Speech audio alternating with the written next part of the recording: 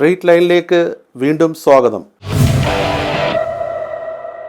K C വേണുഗോപാലും V D സതീശനെ ഒരു ഘട്ടത്തിൽ യൂത്ത് കോൺഗ്രസിലൂടെയും കെ എസ് യുയിലൂടെയും ഒക്കെ വളർത്തിക്കൊണ്ട് വരാൻ കഴിഞ്ഞതിൽ ഒരു പങ്ക് വഹിക്കാൻ എനിക്കും കഴിഞ്ഞിട്ടുണ്ട്. പിന്നെ അവർ കഴിവുള്ളവരാണ്. ഞങ്ങൾ സ്ഥാനാർത്ഥികളെ പ്രഖ്യാപിച്ചു, ഒരു അപശബ്ദവുമില്ല, എല്ലാം സ്മൂത്ത്. പിന്നെ മാർക്സിസ്റ്റ് പാർട്ടി പോലൊരു പാർട്ടിയിൽ ഇത്രയൊക്കെ ഉണ്ടാകാമെങ്കിൽ കോൺഗ്രസിനകത്ത് ചെറിയ അഭിപ്രായ വ്യത്യാസമൊക്കെ ഉണ്ടാകും, സ്വാഭാവികം. കുന്നത്ത് നാട്ടിൽ മാത്രമുള്ളൊരു പാർട്ടിക്ക് 22 സീറ്റ് കൊടുക്കുക എൻ ഡി എ.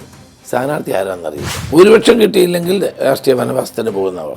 ഇതിപ്പോൾ യഥാർത്ഥ പിണറായി വിജയനെ അല്ല നമ്മൾ കാണുന്നത്. EMS മുതൽ അഴീക്കോടൻ രാഘവൻ, CH ഉൾപ്പെടെയുള്ള എത്രയോ പേര് പാർട്ടി സെക്രട്ടറിമാരെ അവരുടെ ആരുടെയും ഭാര്യമാർ മത്സരിച്ചില്ല. ശ്രീ രാജേഷ്, നമ്മൾ പ്രവർത്തിക്കുന്നത് ഏതെങ്കിലും ഒരു സ്ഥാനം ആഗ്രഹിച്ചുകൊണ്ടല്ല. നമ്മളത് സന്യാസിമാരൊന്നുമല്ല. ഞങ്ങൾക്ക് 30 മിനിറ്റും മുഖ്യമന്ത്രിക്ക് 3 മണിക്കൂറും കൊടുത്ത് അദ്ദേഹം ആര് എഴുതിക്കൊണ്ട് വരുന്ന പ്രസംഗം മുഴുവൻ കേൾക്കേണ്ട ജോലി ഞങ്ങൾക്ക്, ദൗർഭാഗ്യം ഞങ്ങൾക്കുണ്ടായി. എൻ്റെ അമ്മ മരിച്ചെങ്കിൽ എനിക്കൊരമ്മയുണ്ട്, അതാണ് ഹരിപ്പാട്. കോൺഗ്രസിലെ നയതന്ത്രത്തിൻ്റെ മുഖവും തിരഞ്ഞെടുപ്പ് പ്രചാരണ സമിതി ചെയർമാനും UDFന് ഭൂരിപക്ഷം ലഭിച്ചാൽ മുഖ്യമന്ത്രി സ്ഥാനത്തേക്ക് പരിഗണിക്കപ്പെടുന്ന നേതാക്കളിൽ ഏറ്റവും പ്രമുഖനുമായ ശ്രീ രമേശ് ചെന്നിത്തലയാണ് നമ്മുടെ അതിഥി. നമസ്കാരം ശ്രീ രമേശ് ജി. ഇത്തവണ പ്രചരണത്തിന് വളരെ കുറച്ച് ദിവസങ്ങളെ കിട്ടിയുള്ളൂ. അത് ഗുണമാണോ ദോഷമാണോ? വാസ്തവത്തിൽ നമ്മളെ ഒരു വീട്ടിലാക്കുകയാണ് ചെയ്തത്. കേരളത്തിൻ്റെ ചരിത്രത്തിൽ ഇതുപോലൊരു തെരഞ്ഞെടുപ്പ് ഉണ്ടായിട്ടില്ല. ഇപ്പം തന്നെ 2 ദിവസം ചെറിയ പെരുന്നാളായിരുന്നു. ഇപ്പം പെസഹ വ്യാഴാഴ്ച, ദുഃഖവെള്ളി, ഈസ്റ്റർ വീക്കാണ്. പ്രചരണത്തിന് ഒട്ടും സമയമില്ല. ഞങ്ങൾക്കൊക്കെ കുഴപ്പമില്ല, നമ്മളൊക്കെ സിറ്റിംഗ് MLA-മാരാണ് പരിചയം. പക്ഷേ പുതിയ സ്ഥാനാർത്ഥികൾക്ക് ഇതുകൊണ്ട് വളരെയേറെ ബുദ്ധിമുട്ടുകൾ ഉണ്ടാകുന്നുണ്ട്. പക്ഷേ ഇതൊരു രാഷ്ട്രീയ പോരാട്ടമാകുമ്പോൾ ജനങ്ങൾ ആ പോരാട്ടത്തിൽ UDFനോടൊപ്പം നിൽക്കും എന്നുള്ളതാണ് എൻ്റെ വിശ്വാസം. ഈ തെരഞ്ഞെടുപ്പിൻ്റെ ഒരു മുൻപ് കണ്ടതെന്ന് പറഞ്ഞാൽ കോൺഗ്രസ് വളരെ മുൻകാലങ്ങളെ അപേക്ഷിച്ച് വളരെ സിസ്റ്റമാറ്റിക്കായിട്ട് പോകുന്നതാണ്. പക്ഷേ തെരഞ്ഞെടുപ്പ് പ്രഖ്യാപിച്ചപ്പോഴത്തേക്ക് നേരത്തെ പറഞ്ഞിരുന്നു, തെരഞ്ഞെടുപ്പ് പ്രഖ്യാപിച്ചാൽ ഉടൻ തന്നെ സ്ഥാനാർത്ഥി പട്ടിക ഉണ്ടാകും. CPMന് പിന്നീട് അവർ 3-4 സ്ഥാനാർത്ഥികളെ പ്രഖ്യാപിച്ചെങ്കിൽ അതിലൊരു വലിയ പൊട്ടിത്തെറി ആദ്യം ഉണ്ടായതിനെ പോലെ ആ സമയത്തുണ്ടായില്ല, പക്ഷേ കോൺഗ്രസ്സിലുണ്ടായി. രാജേഷ്, അങ്ങനെയല്ല. CPMന് ഒരു കാലത്തും ഉണ്ടാകാത്ത പൊട്ടിത്തെറിയാണ് ഇത്തവണ ഉണ്ടായത്. നിങ്ങൾ വസ്തുതകൾ G. സുധാകരനെ പോലെ നേതാവ് പൊട്ടിത്തെറിച്ച് ഇപ്പം ഞങ്ങളുടെ പിന്തുണയോടെ മത്സരിക്കുന്നു. കുഞ്ഞികൃഷ്ണൻ രക്തസാക്ഷി ഫണ്ട് മുക്കിയെന്ന് പറഞ്ഞുകൊണ്ട് അവിടെ പ്രതിഷ്ഠിച്ച് സ്ഥാനാർത്ഥിയാകുന്നു. പാർട്ടി സെക്രട്ടറിയുടെ ഭാര്യയെ PK ശ്യാമളയെ നിർത്തിയെന്ന് പറഞ്ഞ് അവിടുത്തെ നേതാവ് ഗോവിന്ദൻ സ്ഥാനാർത്ഥിയാകുന്നു. VS അച്യുതാനന്ദൻ്റെ എല്ലാം നടന്ന സുരേഷ് സ്ഥാനാർത്ഥിയാകുന്നു. മാത്രമല്ല CPMൻ്റെ മുൻ MLA ഇപ്പം KTDC ചെയർമാനായിട്ട് കഴിഞ്ഞ ദിവസം വരെ ഉണ്ടായിരുന്നു PK ശശി. ഇതൊക്കെ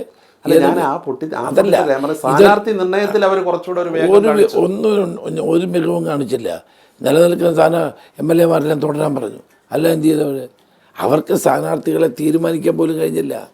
4 സ്ഥാനാർത്ഥികളെ പ്രഖ്യാപിച്ചത് ലാസ്റ്റ് ഡേറ്റ് ഓഫ് നോമിനേഷനിലാണ്. പക്ഷേ അവസാന നിമിഷം ഈ ഒരു ഡൽഹി ചർച്ചയുമായി ബന്ധപ്പെട്ട് 2-3 ദിവസം വലിയ രീതിയിൽ വാർത്തകളൊക്കെ വന്നാൽ അത് ഇവർ അധികാരത്തിൽ വന്നാൽ ഒരു തമ്മിലടി ഉണ്ടാകുമോ എന്നുള്ളൊരു സംശയം ജനങ്ങളിൽ ഉണ്ടാക്കുന്നു. ഒരു സംശയം ഉണ്ടായിട്ടില്ല. തെരഞ്ഞെടുപ്പ് ഞങ്ങൾ സ്ഥാനാർത്ഥികളെ പ്രഖ്യാപിച്ചു, ഒരു അപശബ്ദവുമില്ല, എല്ലാം സ്മൂത്ത്. പിന്നെ കോൺഗ്രസ് മാർക്സിസ്റ്റ് പാർട്ടി പോലൊരു പാർട്ടിയിൽ ഇത്രയൊക്കെ ഉണ്ടാകാമെങ്കിൽ കോൺഗ്രസിനകത്ത് ചെറിയ അഭിപ്രായ വ്യത്യാസമൊക്കെ ഉണ്ടാകും, സ്വാഭാവികമാണ്. അപ്പം ഈ തെരഞ്ഞെടുപ്പിൽ നേരത്തെ സൂചിപ്പിച്ച പോലെ G. സുധാകരൻ UDF പിന്തുണയോടുകൂടി സ്വതന്ത്രനായി മത്സരിക്കുന്നു.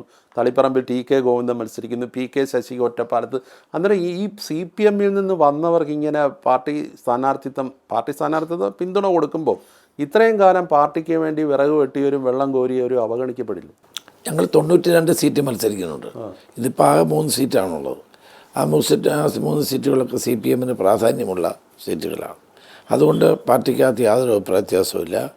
CPMൻ്റെ അപജയം ജനങ്ങളെ ബോധ്യപ്പെടുത്താൻ അത് സഹായിക്കും. ഇപ്പോൾ സീറ്റ് നിർണ്ണയം വരുമ്പോൾ എല്ലാവരെയും തൃപ്തിപ്പെടുത്താൻ പറ്റില്ല. എങ്കിലും ജോസഫ് വാഴക്കൻ അങ്ങനെയുള്ള, അതുപോലെ ബാബു പ്രസാദ് തുടങ്ങിയ ഒരുപാട് പേർക്ക് സീറ്റ് കൊടുക്കാൻ കഴിഞ്ഞില്ല. അതേക്കുറിച്ച് എന്ത് പറയും? ആ 2 പേരുടെ കാര്യത്തിൽ എനിക്ക് വേദനയുണ്ട്.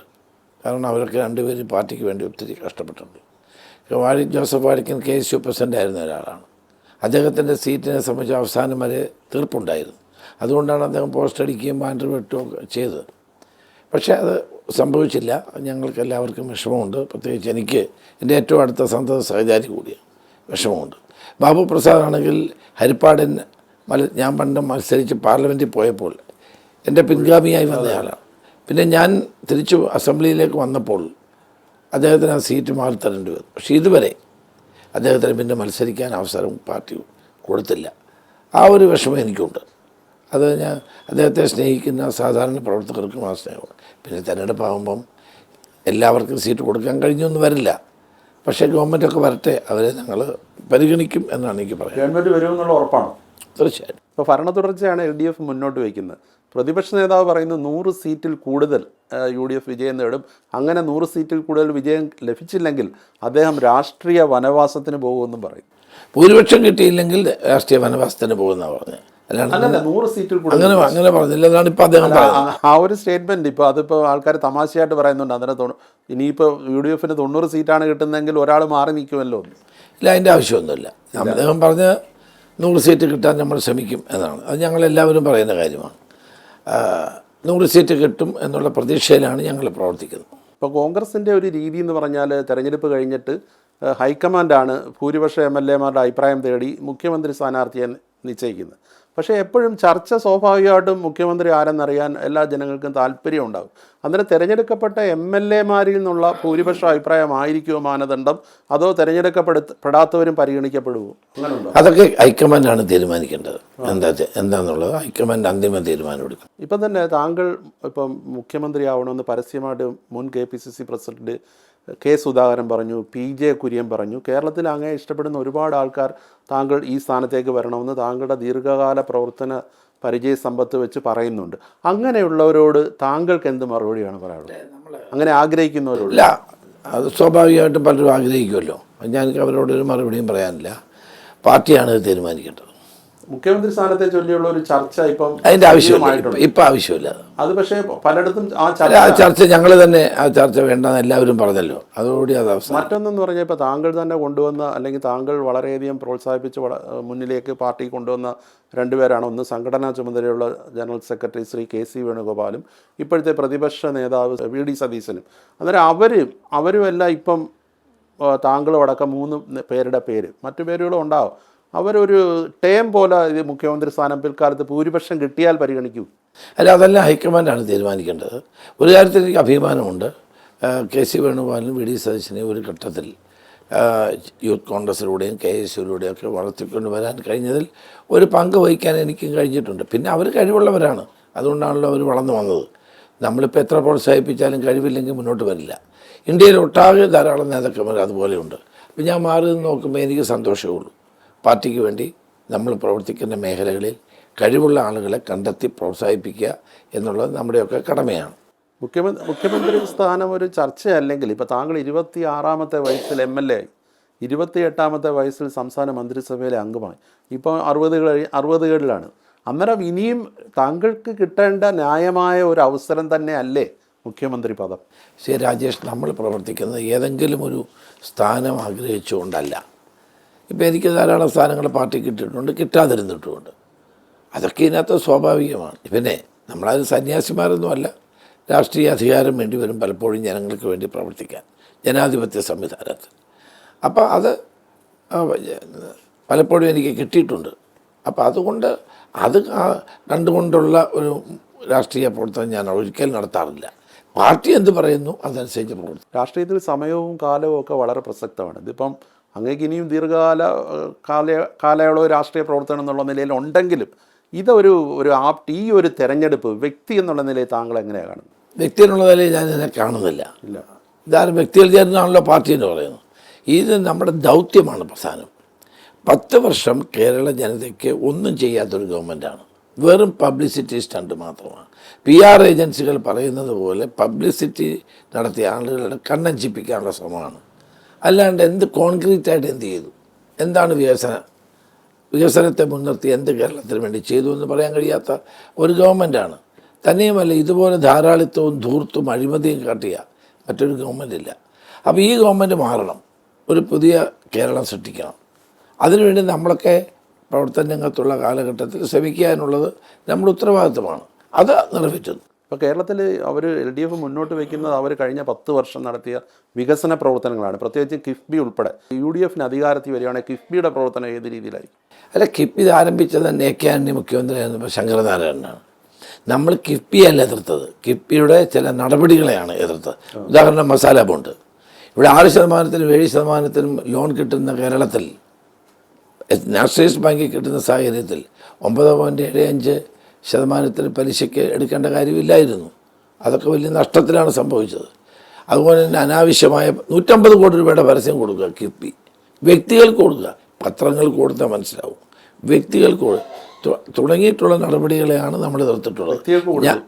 ധാരാളം ആളുകൾക്ക് റോജി ജോൺ MLA കൊടുത്ത നിയമസഭാ ചോദ്യത്തിന് മറുപടിയിൽ അതെല്ലാം പറയുന്നുണ്ട്. പക്ഷേ കിഫ്ബി വലിയ രീതിയിലൊരു വികസനത്തിന് വഴിതെളിച്ചു എന്നുള്ള അഭിപ്രായമുണ്ടോ?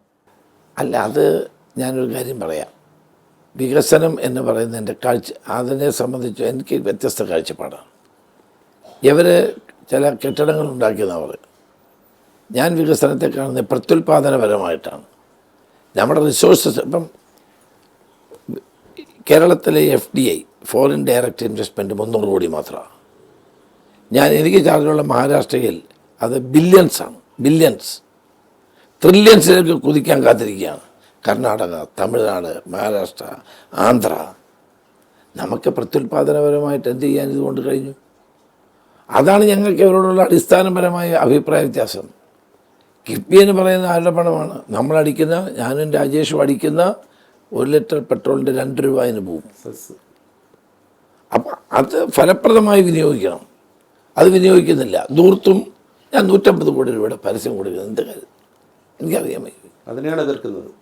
അത്തരം നടപടികളെയാണ് ഞങ്ങൾ എതിർക്കുന്നത്. ഇപ്പം തന്നെ ഈ കഴിഞ്ഞ ആഴ്ചയിൽ ഇതേ പ്ലാറ്റ്ഫോമിൽ CM എനിക്ക് നൽകിയ അഭിമുഖത്തിൽ പറഞ്ഞു, പ്രതിപക്ഷം അമ്പേ പരാജയമായിരുന്നു. ഈ കഴിഞ്ഞ 5 വർഷത്തെ പ്രവർത്തനം വെച്ചിട്ടാണ് അദ്ദേഹം പറഞ്ഞത്.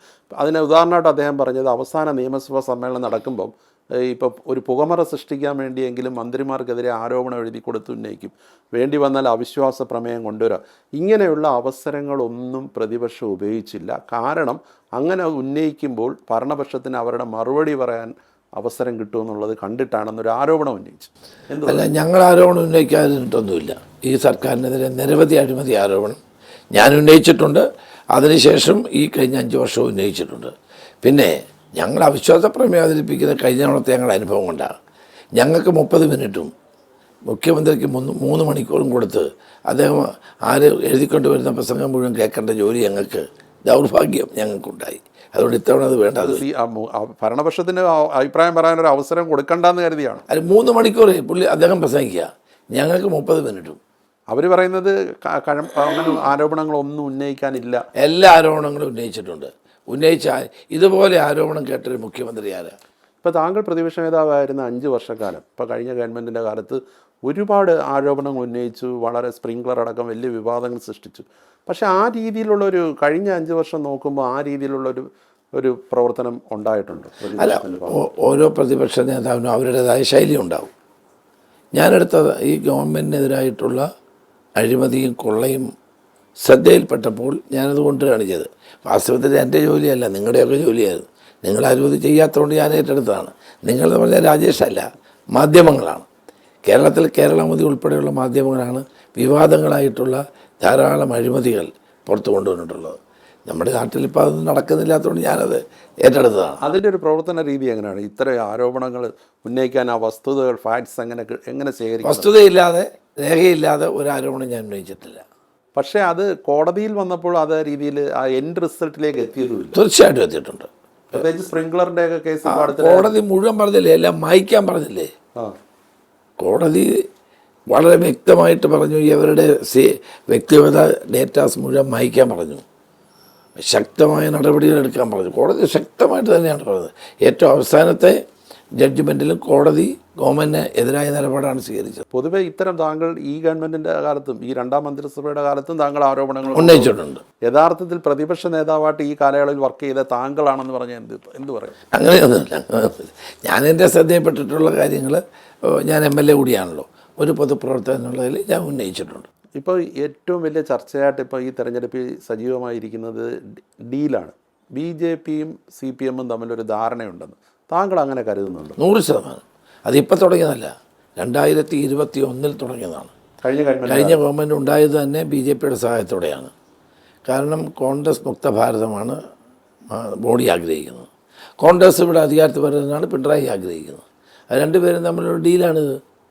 അപ്പോൾ കഴിഞ്ഞ തവണ നമ്മുടെ UDF 40% വോട്ട്. ഞാൻ രാജേഷിനോട് നേരത്തെ പറഞ്ഞത്. അതെ. LDF 44%.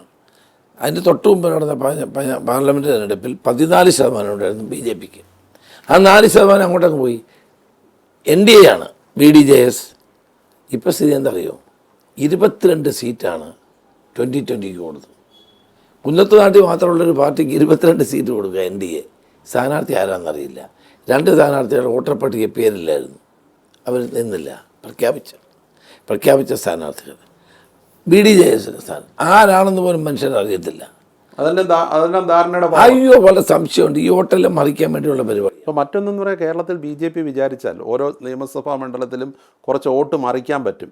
അത് പക്ഷേ കോൺഗ്രസിനെ ഭയപ്പെടുത്തുന്നുണ്ട്. ഒന്നുമില്ല, ഇത്തവണ ഞങ്ങൾക്ക് ഭയമില്ല. കാരണം ഞങ്ങളിത് കണ്ടെത്തി നേരത്തെ, ജനങ്ങളെ ബോധ്യപ്പെടുത്തുന്നു. ഈ ഡീൽ വിവാദം തന്നെ അത് ബോധ്യപ്പെടുത്തലിൻ്റെ ഭാഗമാണ്. അത് വളരെ വ്യക്തമല്ലേ?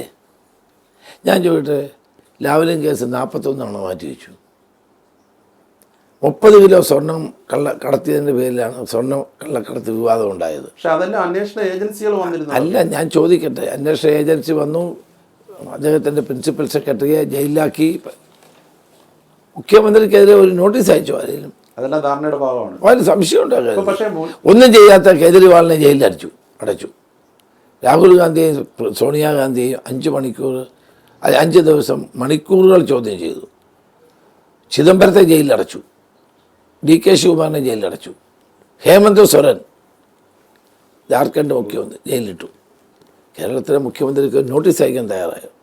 അതൊക്കെയാണ് നമ്മൾ കാണേണ്ട കാര്യം. പക്ഷേ മുൻകാലങ്ങളിലേക്ക് നോക്കുമ്പോൾ ലീഡർ ഉണ്ടായിരുന്ന സമയത്ത് ഇപ്പോൾ KG മാരാറാണെങ്കിലും PP മുകുന്ദൻ ഇവരെയൊക്കെ ആയിട്ടും അന്ന് കോൺഗ്രസ്സിന് BJP ആയിട്ടൊരു ധാരണയുണ്ടായിരുന്നു എന്ന് പണ്ട് പറഞ്ഞു കേട്ടിട്ടുണ്ട്. അന്ന് BJP പ്രസക്തമല്ലാത്ത കാലത്താകാമത്, ഞാനത് വിശ്വസിക്കുന്നു. എനിക്കറിയില്ല. പക്ഷേ ഇപ്പം 2 കൂട്ടരുടെ ശത്രു കോൺഗ്രസ്സാണ്.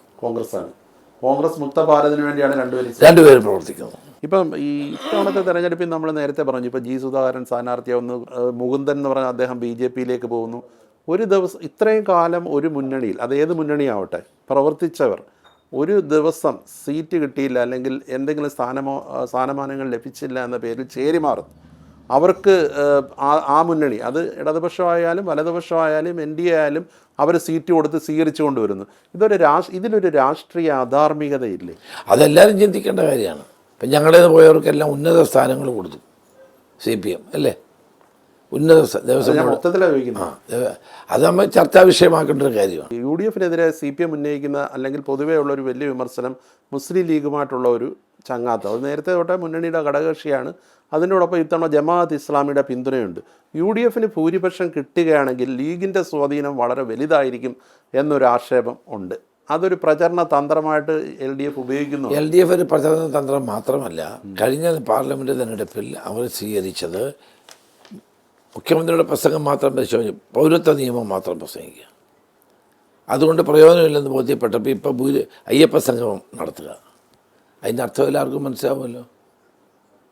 മാത്രമല്ല, ഞാൻ ചോദിക്കട്ടെ, ഞങ്ങൾ ലീഗുമായിട്ട് ബന്ധപ്പെടുന്ന ഇന്നലെയല്ലല്ലോ.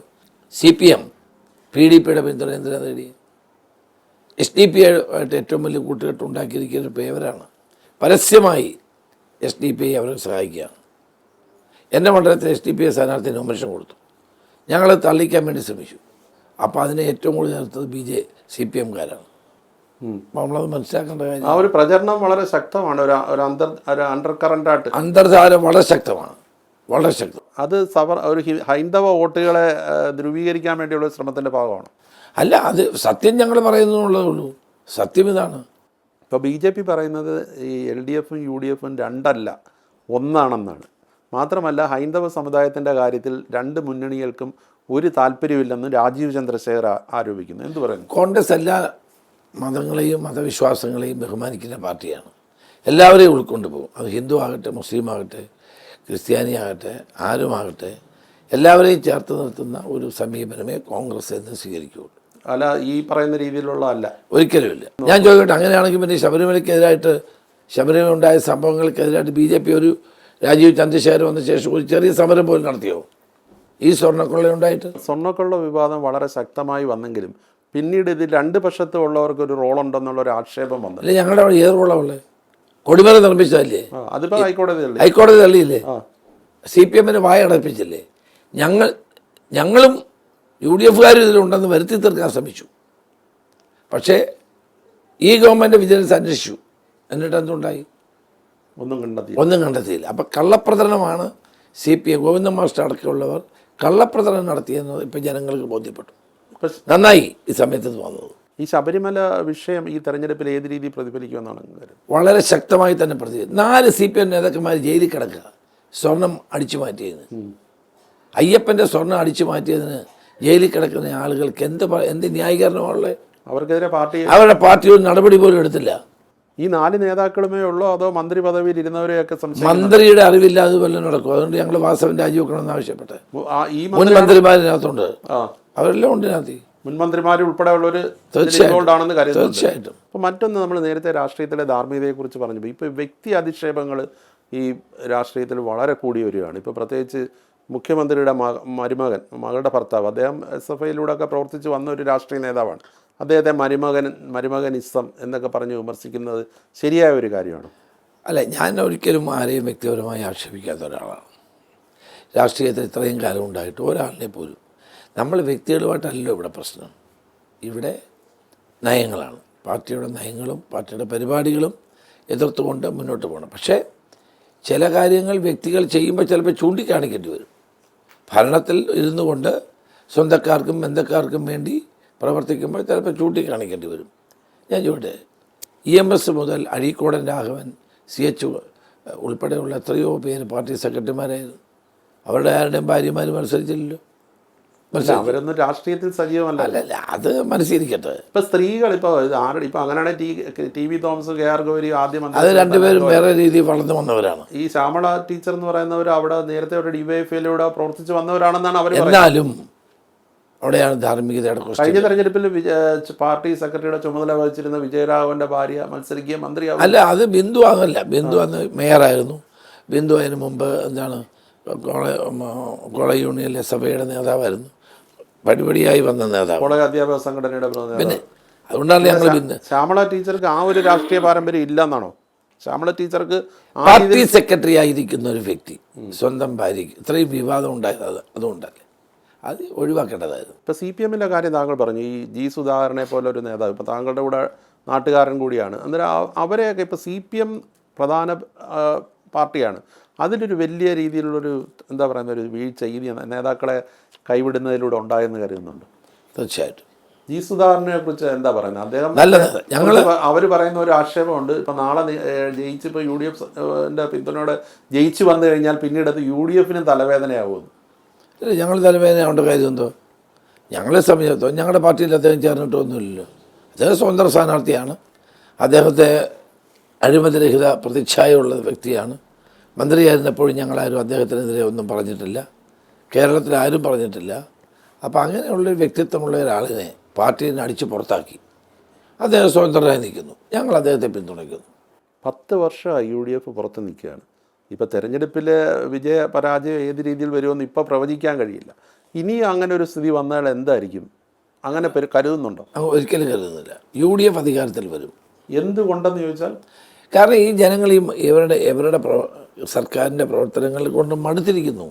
എപ്പോഴാണ് ഇവർ പോകുന്നതെന്ന് ആളുകൾ ചോദിച്ചുകൊണ്ടിരിക്കുന്നത്. They are anxiously waiting for a change. അതാണ് സംഭവിക്കുന്നത്. മുഖ്യമന്ത്രി എന്ന നിലയിൽ പിണറായി വിജയന് 10-ൽ എത്ര മാർക്ക് കൊടുക്കും? 1 മാർക്ക് ഞാൻ കൊടുക്കില്ല. 1 മാർക്കും കൊടുക്കില്ല. ആ കോന്നി പ്രസംഗം കൂടെ കഴിഞ്ഞ ശേഷം 1 മാർക്കും കൊടുക്കില്ല. വീട്ടിൽ പോയി ചോദിക്കുമെന്ന് പറഞ്ഞു. അതെ, രാഷ്ട്രീയത്തിൽ നേതാക്കൾ കുറെ കൂടെ ഒരു പക്വതയും സംയമനവും പാലിക്കണമെന്നാണോ താങ്കളുടെ അഭിപ്രായം? അദ്ദേഹം കുറേ കാലമായിട്ട് ഇതിപ്പോൾ യഥാർത്ഥ പിണറായി വിജയനെ അല്ല നമ്മൾ കാണുന്നത്. എങ്ങനെ ചിരിക്കണം, എങ്ങനെ നടക്കണം, എങ്ങനെ ചിരിക്കണം, എന്ത് പറയണം എന്നൊക്കെ പറയുന്നത് അദ്ദേഹം അല്ല ഇപ്പം. അതെല്ലാം PR ഏജൻസിയാണ്, അവരുടെ തടവറയിലാണ്. പക്ഷേ പുള്ളിപ്പുലിയുടെ പുള്ളി ഒരിക്കലും മാഞ്ഞു പോകില്ല, പോകും. അതാണ് നമ്മൾ കോന്നി കണ്ടത്, അതാണ് നമ്മൾ പലയിടത്തും കണ്ടുകൊണ്ടിരിക്കുന്നത്. മൈക്കിന് പോലും അദ്ദേഹത്തോട് താല്പര്യമില്ല കേരളത്തിൽ. ഉണ്ട്. അദ്ദേഹത്തെ ഇരട്ടച്ചങ്കൻ എന്നാണ് ആൾക്കാർ വിശേഷിപ്പിക്കുന്നത്. ഒരു ചങ്കുമില്ല. ഇപ്പം പക്ഷേ താങ്കൾ നേരത്തെ ഞാൻ ആദ്യം സൂചിപ്പിച്ച പോലെ ഞാൻ പറയുന്നതല്ല, സി ദിവാകരനോട് ചോദിക്കുക ഇതെല്ലാം.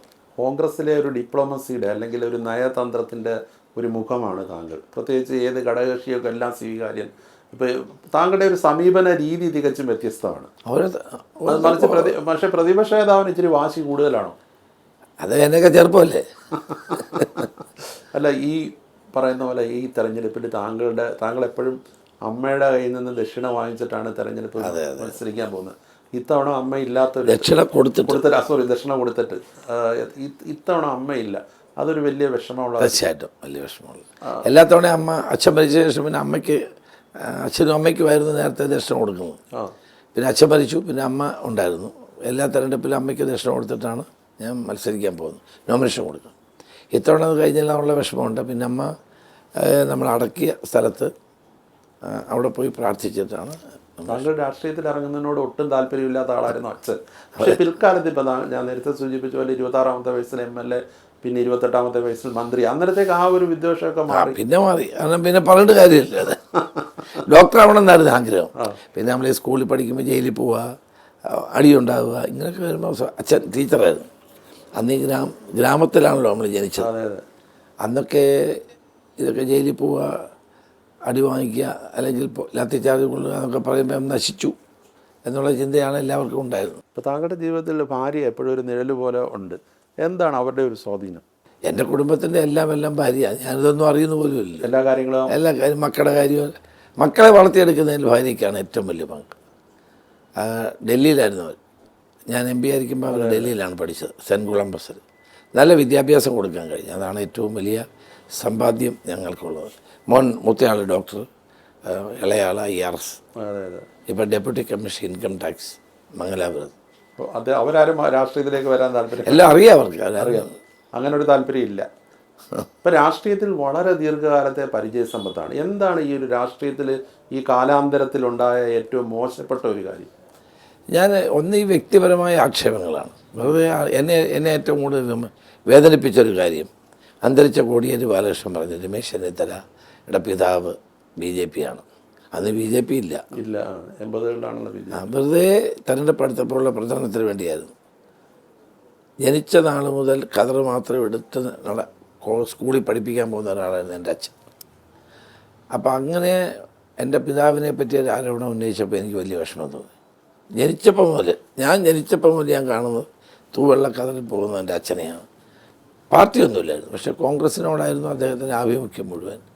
അങ്ങനെയുള്ള ഒരാളിനെ പറ്റി തെരഞ്ഞെടുപ്പിന് വേണ്ടി കോടിയേരി അത് പറഞ്ഞപ്പോൾ എനിക്ക് വലിയ വിഷമം തോന്നി. ഞാൻ ആരെയും അങ്ങനെ പറയാറില്ല, ആരെയും അങ്ങനെ വ്യക്തിപരമായി ഞാൻ ആക്ഷേപിക്കാറില്ല. കോടിയേരി പൊതുവേ CPM-ലെ ഒരു ഉള്ള ഒരാളാണ്. ഞാനുമായിട്ട് നല്ല അടുപ്പമൊക്കെ ആയിരുന്നു. പക്ഷേ തെരഞ്ഞെടുപ്പ് രാഷ്ട്രീയത്തിന് വേണ്ടി അദ്ദേഹം എന്ത് ചെയ്യും എന്നുള്ളതിൻ്റെ ഉദാഹരണമാണിത്. ഏതൊരു രാഷ്ട്രീയ ചേരിയിൽ നല്ല സുഹൃത്തുക്കളുണ്ട്, ധാരാളം, എല്ലാവരും നല്ല സുഹൃത്തുക്കൾ. ഇപ്പം രാഷ്ട്രീയത്തിൽ ഏറ്റവും കൂടുതൽ വായിക്കുന്ന ഒരാൾ കൂടിയാണ് താങ്കൾ. ഇപ്പം നോവൽ എഴുത്തിലേക്കും കടന്ന നിയോഗം, അതിനൊക്കെ എവിടെ നിന്ന്? ഇത് നോവൽ 2 വർഷമായി രാജേഷ്, 2.5 വർഷമായിട്ട് ഇത് മനസ്സിൽ നിന്ന ഒരു കഥാതന്തുവാണ്. അപ്പം അത്